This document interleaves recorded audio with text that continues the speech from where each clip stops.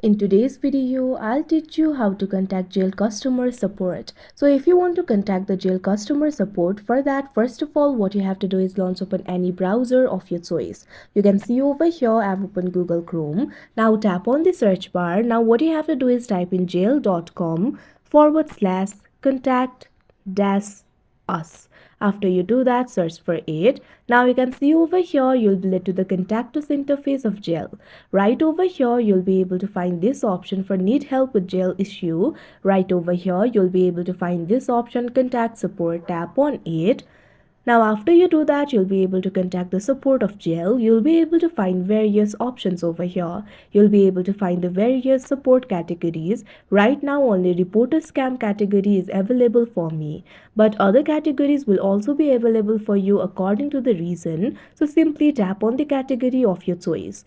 Now after you do that, you can see over here, you'll be led to this kind of interface. Now in this interface, you'll be able to find the option for contacting the customer support according to the category that you've selected.